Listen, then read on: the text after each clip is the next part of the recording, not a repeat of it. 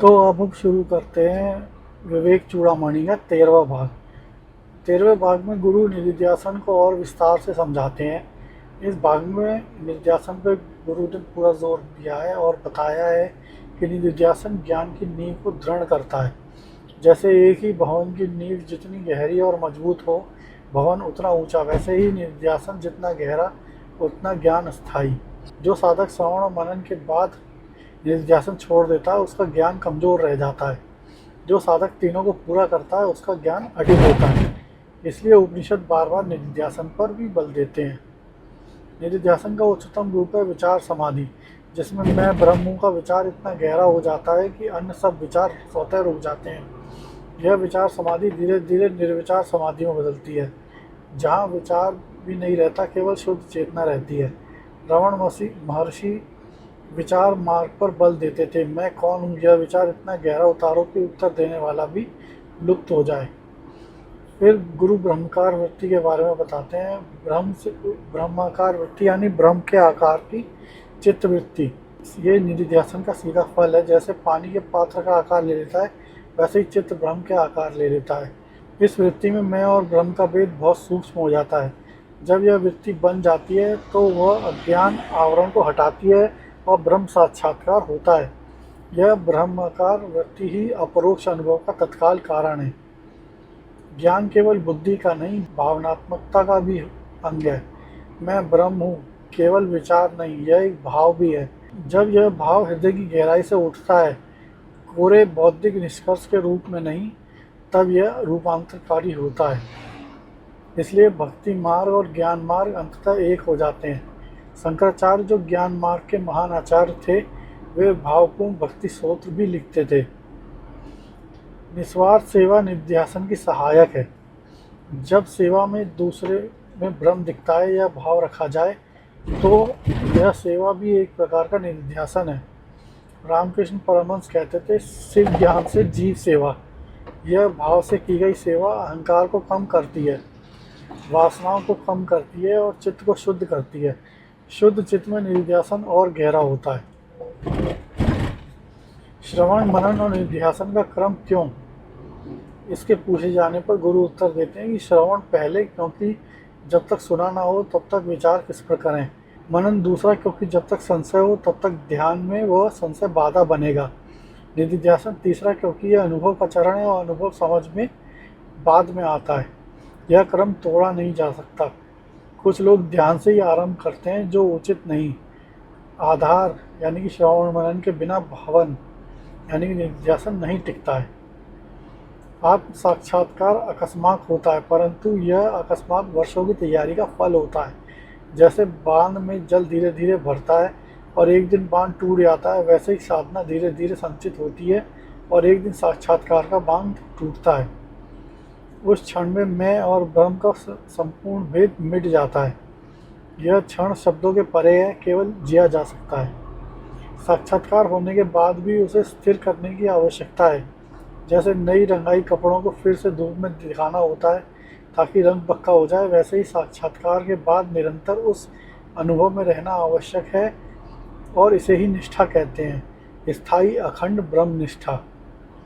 यह निष्ठा तब तक और गहरी होती है जब तक जीवन मुक्ति की पूर्ण अवस्था नहीं आ जाती। ज्ञान निष्ठा वह अवस्था है जब मैं ब्रह्म हूँ यह बोध इतना स्थायी हो जाता है कि कोई भी परिस्थिति उसे हिला ना सके।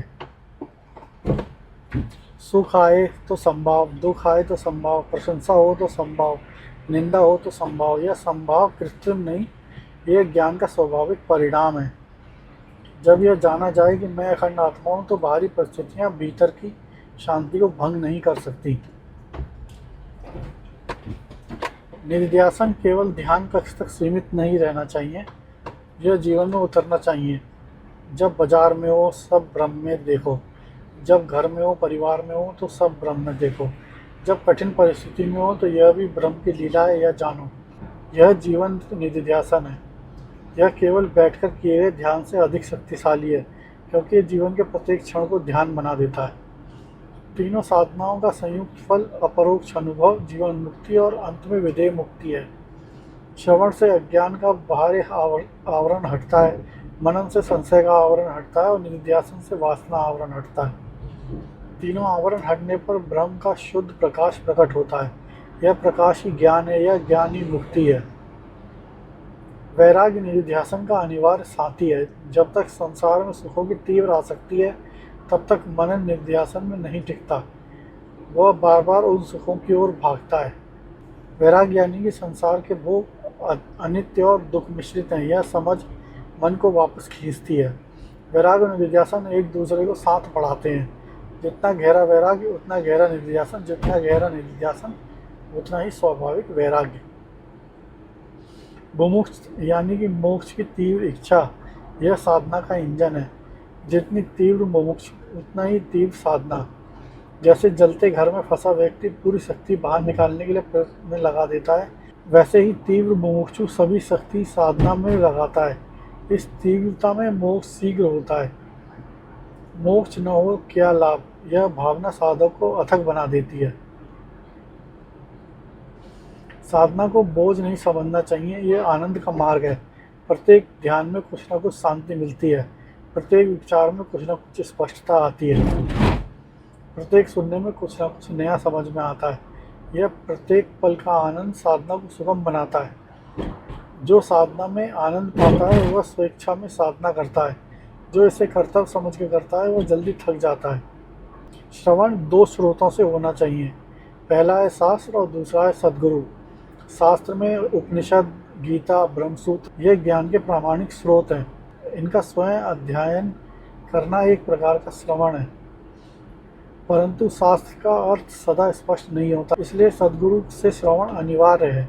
गुरु शास्त्र की व्याख्या करते हैं और अपने अनुभव से उसे जीवंत बनाते हैं। शास्त्र का श्रवण और गुरु का श्रवण दोनों मिलकर ज्ञान देते हैं। मनन में साधक को स्वतंत्र रूप से विचार करना होता है। गुरु ने जो कहा केवल उसे दोहराना नहीं, उसे स्वयं की बुद्धि से परखना है। यह स्वतंत्र विचार ज्ञान को अपना बनाता है। जो केवल गुरु वचन दोहराता है परंतु स्वयं नहीं सोचता, उसका ज्ञान उधार का है। जो स्वयं विचार करके निश्चय तक पहुँचता है, उसका ज्ञान अपना है। यह अपना ज्ञान ही मोक्षदायक है।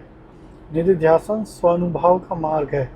यह गुरु या शास्त्र की प्रत्यक्ष भूमिका नहीं। गुरु ने रास्ता बताया, शास्त्र ने नक्शा दिखाया, परंतु यात्रा स्वयं करनी है। जैसे किसी ने बताया पहाड़ की चोटी पर सुंदर दृश्य है, यह सुनकर रुकना नहीं है, स्वयं चोटी पर जाना है। निधिध्यासन वह चढ़ाई है। यह परिश्रम साध्य है, परंतु फल अपरोक्ष अनुभव है, जो कि उस परिश्रम से अनंत गुणा मूल्यवान है। ज्ञान मार्ग में क्रिया यानी कर्म की क्या भूमिका है, ऐसा पूछे जाने पर गुरु उत्तर देते हैं कि क्रिया ज्ञान का प्रत्यक्ष साधन नहीं, परंतु अप्रत्यक्ष साधन है।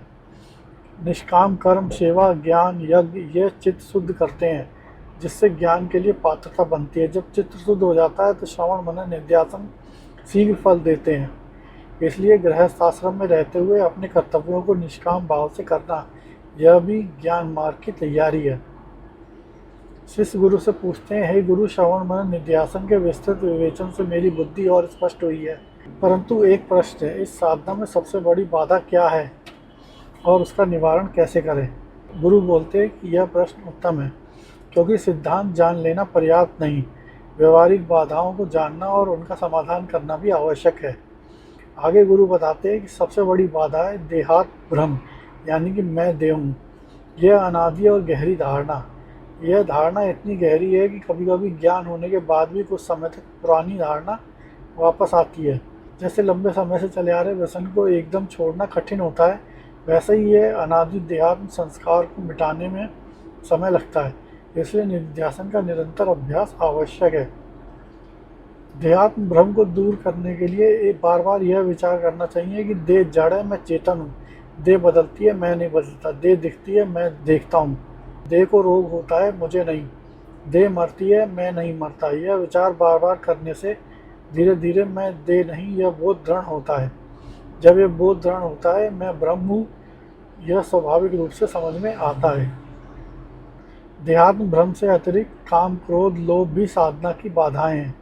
काम यानी कि इच्छाएं जो मन को विषयों की ओर खींचती हैं। क्रोध यानी कि जब इच्छाएं पूरी नहीं होती मन को अशांत करता है। और लोभ यानी कि अधिक पाने की इच्छा मन को सदा व्यस्त रखता है। इन तीनों में रहते हुए ध्यान गहरा नहीं होता। इनके निवारण के लिए वैराग्य, संतोष और भक्ति, यह तीन उपाय हैं। अहंकार साधना की सूक्ष्म बाधा है।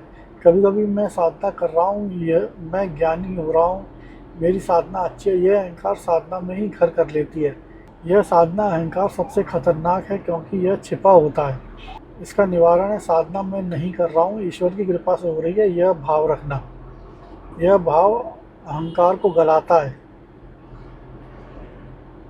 संशय साधना की स्थायी बाधा बन सकता है। क्या सच में मोक्ष होगा? क्या मुझे ज्ञान होगा? क्या यह सब सत्य है? यह संशय मन को कमजोर करते हैं। संशय का निवारण है मनन। प्रत्येक संशय पर विचार से उत्तर खोजना। संशयी विनष्ट होता है। दृढ़ और श्रद्धा संशय को दूर करती है। और श्रद्धा तब दृढ़ होती है जब हम शास्त्र वचनों और गुरु उपदेश को अपने जीवन में परखते हैं। फिर आगे गुरु बताते हैं कि आलस यानी प्रमाद साधना का प्रत्यक्ष शत्रु है। कल करेंगे, अभी थके हैं, थोड़ी और देर बाद करेंगे। यह आलस साधना को टालता रहता है और यह जीवन छोटा है और मोक्ष का काम बड़ा। इसमें आलस की गुंजाइश नहीं। उठो, जागो और तब तक मत रुको जब तक लक्ष्य न मिले। यह कठोपनिषद का आह्वान है। आलस दूर करने के लिए उत्साह, संकल्प और सत्संग आवश्यक है। बाह्य विषयों में अत्यधिक लिप्तता साधना की एक और बाधा है। अनावश्यक सामाजिक व्यवहार, अनावश्यक मनोरंजन, अनावश्यक चर्चा, यह सब मन की शक्ति को खींच लेते हैं। साधक को विवेक पूर्वक अपना समय और शक्ति बचाना चाहिए। कम बोलने वाला होना चाहिए, कम खाने वाला होना चाहिए और कम सोने वाला होना चाहिए। ऐसा साधक जल्दी आगे बढ़ता है। बाहरी सरलता भीतरी गहराई का मार्ग प्रशस्त करती है। फिर अगली बाधा आती है कुसंग, यानी कि अज्ञानी और विषय लंपट लोगों की संगति। ये भी साधना की सबसे बड़ी बाधा है। संगति से इच्छाएं जन्मती हैं। जो विषय भोग में डूबते हैं, उनके साथ रहने पर उनकी वासनाएं साधक में भी आती हैं। इसलिए सत्संग पर इतना बल दिया जाता है। अच्छी संगति अच्छे संस्कार देती है। जब तक साधना परिपक्व न हो, कुसंग से बचना ही उचित है। गुरु कहते हैं कि ये सब बाधाएं एक ही मूल से आती हैं, माया और अज्ञान। इसलिए इनका समग्र निवारण भी एक ही है, ज्ञान और साधना। श्रवण से अज्ञान कम होता है, मनन से संशय दूर होता है, निधिध्यासन से वासनाएं नष्ट होती हैं। जब अज्ञान जाता है, संशय जाता है और वासनाएं जाती हैं, तो यह सभी बाधाएं स्वतः समाप्त हो जाती हैं। गुरु के विस्तृत उपदेश में गहरी प्रगति दिखती है। उसके प्रश्न और गहरे होते जा रहे हैं। यह प्रगति का चिन्ह है। उसमें वैराग्य बढ़ता है, जिज्ञासा तीव्र हुई है और ध्यान में स्थिरता आई है। गुरु इस प्रगति को देखकर प्रसन्न होते हैं। वे कहते हैं तुम सही मार्ग पे हो, जारी रखो, अनुभव दूर नहीं है। यह प्रोत्साहन साधक को और आगे बढ़ाती है। गुरु शिष्य संबंध संसार के सबसे पवित्र संबंधों में से एक है। इसमें गुरु की करुणा और शिष्य की श्रद्धा दोनों आवश्यक हैं। गुरु जानता है कि शिष्य कहाँ है और क्या जाना है। वह उसे उचित समय पर उचित उपदेश देता है। शिष्य पूर्ण समर्पण से सुनता है और अभ्यास करता है। यह प्रेमपूर्ण संबंध में ज्ञान का प्रवाह होता है, जैसे एक दीपक से दूसरे दीपक की लौ को जलाया जाता है। श्रवण और मनन और निधिध्यासन केवल 3 क्रियाएं नहीं, यह एक ज्ञान की प्रक्रिया के 3 चरण हैं। श्रवण में ब्रह्म क्या है यह जानना है, मनन में मैं ब्रह्म हूँ यह कैसे है यह समझना है, और निधिध्यासन में मैं ब्रह्म हूँ यह होना है। जानना, समझना और होना, यह कर्म पूर्ण होने पर ज्ञान संपूर्ण होता है। इस संपूर्णता में ही मोक्ष है। निधिध्यासन का महत्व केवल मोक्ष प्राप्त करना नहीं, यह साधना का सातत्य है। जब तक जीवन है तब तक निधिध्यासन, जैसे जब तक जीवन है तब तक सांस, निधिध्यासन वैसे ही निरंतर होना चाहिए।